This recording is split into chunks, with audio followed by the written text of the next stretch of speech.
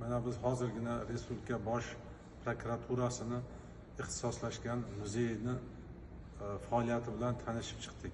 Biz deganim bu O'zbekiston Yozuvchilar uyushmasini bir guruh a'zolari, ularning orasida tajribali ustoz, shoir, yozuvchilar, yosh ijodkorlar ham bor.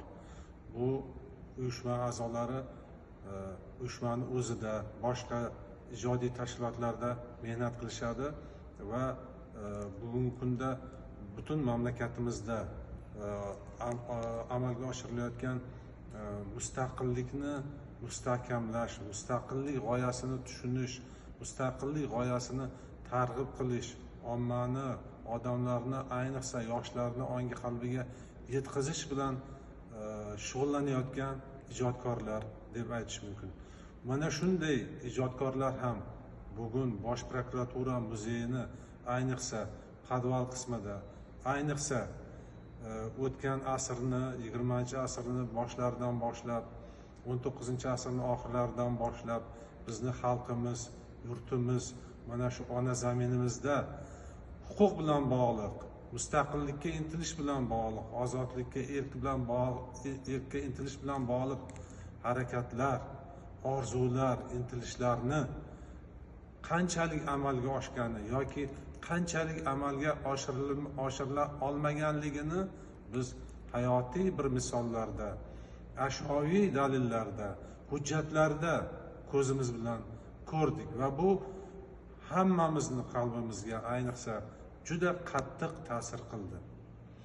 Xususan 1920-30-yillarda, keyin 50-yillarda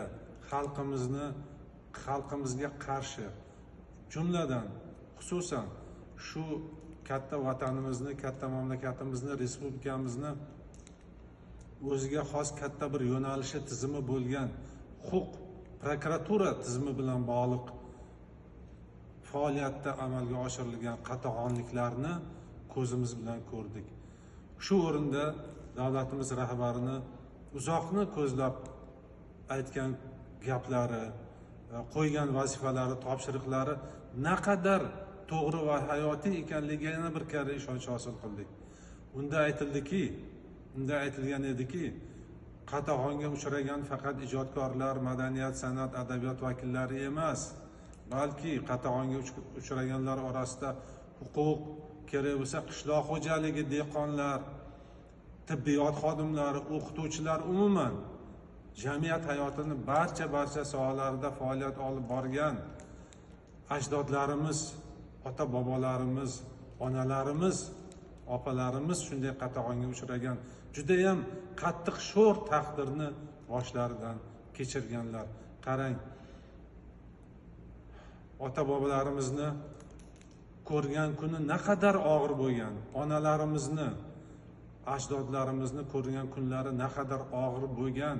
Bir qultum suv, bir parcha non, bir bo'lak nonni topib yeyish naqadar og'ir bo'lgan. Inson degan buyuk nom, insonni sha'ni, g'ururi, shaxsi naqadar toptalgan bu istibdod zamonida, bu og'ir yillarda. Mana shuni, bu o'ziga xos bir maktab ekan. Bu muzey shunchaki muzey emas, o'ziga xos bir saboqxona, o'ziga xos bir darsxona. Tarixdan, qatag'on yillaridan mustaqillikni qadriga yetish, istiqlolni asrab avaylash borasida o'ziga xos bir maktab ekan. Bu darsxonaga albatta yoshlarni olib kelish kerak deb o'ylayman. Ayniqsa huquq tizimida bugun oliy o'quv yurtlarida juda ko'p davlat xususiy oliy o'quv yurtlarida huquq sohasi bo'yicha ta'lim olayotgan yoshlar bor, maktablarda, ixtisoslashgan maktablarda. Mana shularni shubhasiz olib kelib shu sohada naqadar butun vatanimiz, xalqimiz boshidan qanday og'ir kunlarni o'tkazgan bo'lsa, prokuratura tizimi ham xuddi shu og'irliklarni, xuddi shu qismatni boshidan kechirgan ekan. Mana shu katta bir, bu o'ziga xos katta bir jonli kitob ekan.